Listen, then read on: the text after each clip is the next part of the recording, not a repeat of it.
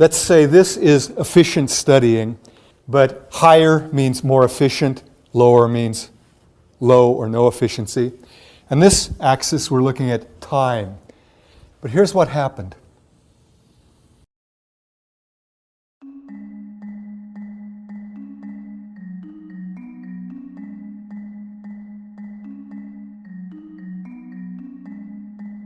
A study was done, I believe, at the University of Michigan.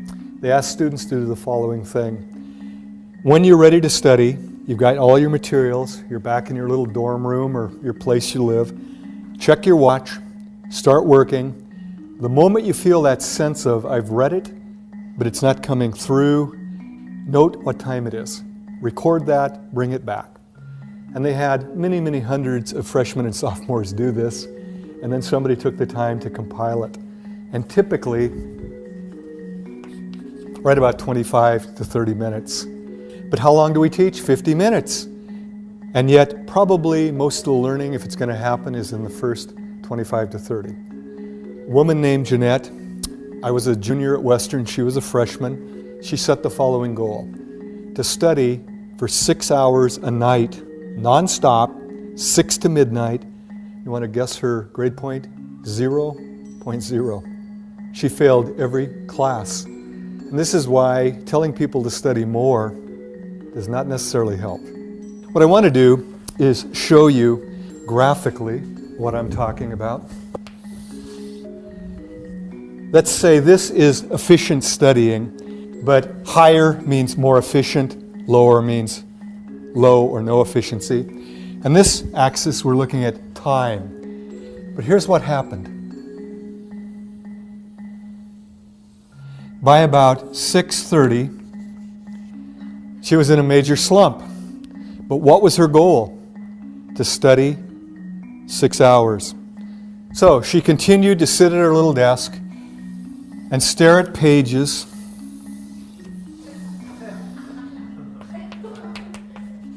until midnight. She was at her desk 6 hours. How long did she actually study? About 20, 30 minutes.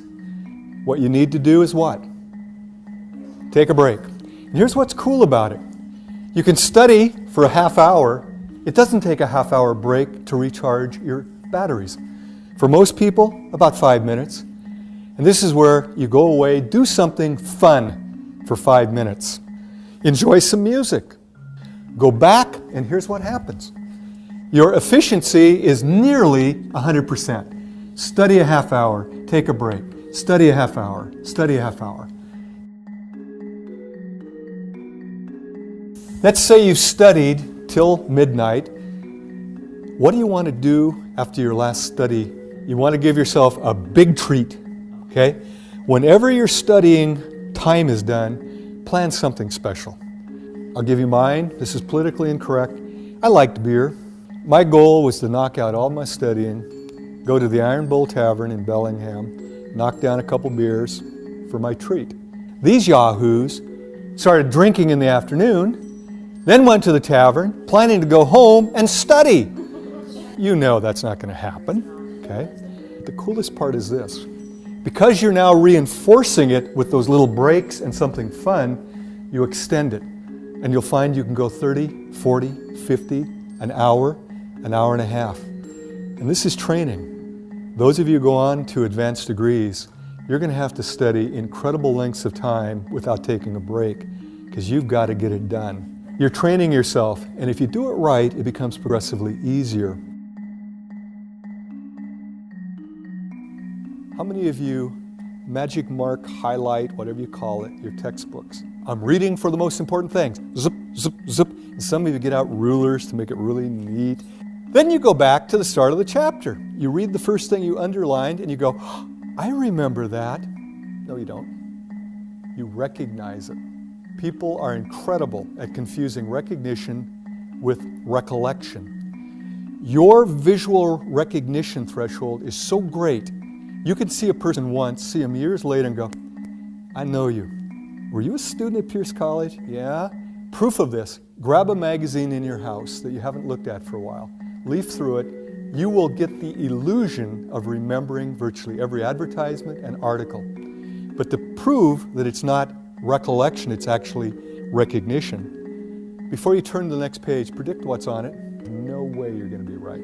But as soon as you turn, you go, oh, I remember that. No, you don't. You recognize it. You now go back to study it, and you say, oh, I remember it. So do you study it? No. And then they come in the next day all ready for the quiz. Here's your quiz. I don't believe it. I can't remember a thing. How many of you heard that? Those of you who teach, I could retire now if I had $1 for every one of those comments. You think you knew it, but in fact, you recognized it. You didn't know it. Now back to this active learning. How do you know it? If you can look at it, go to the next one, read it, and then stop and go back to the one before.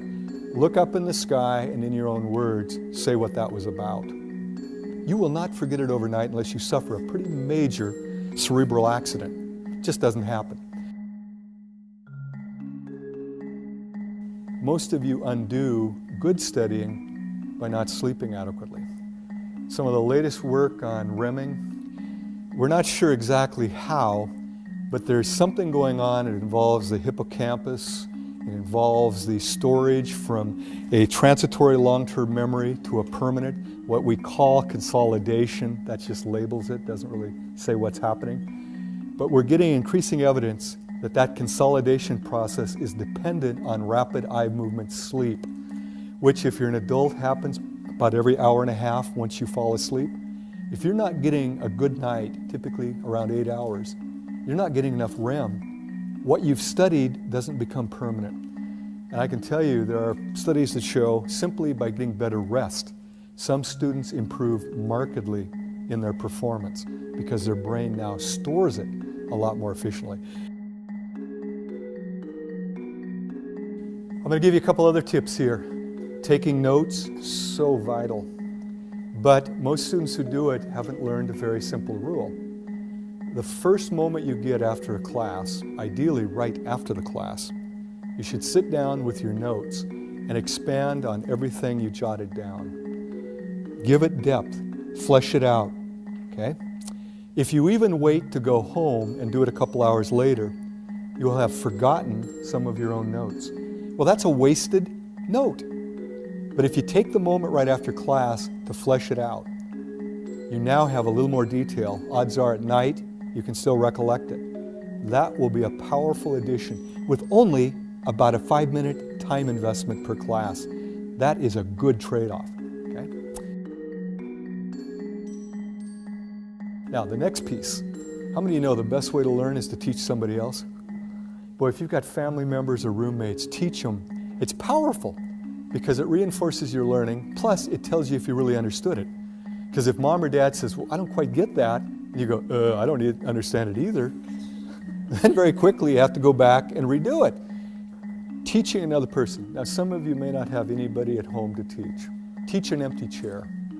If you have roommates or friends, say, I'm just doing this little Socratic thing where I'm going to explain it to an empty chair. I would also do it with my kids, teach them as best I could, my spouse, anybody who would listen.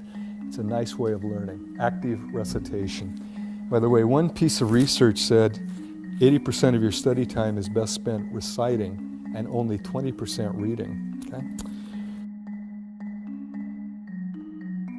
SQ3R. Survey, that's the S. Question, that's the Q. Then you have 3 R's. Read, recite, review. So, how do you do the survey? These are not novels, but this is a textbook. So what you do is you actually go through the entire chapter. You look at pictures. What's this about apples? What's this about a duck-billed platypus? Okay. And what you're doing is you survey, you ask questions. What are formal concepts? What's a superordinate concept? So you raise questions as you go through. It only takes a couple of minutes to survey a chapter.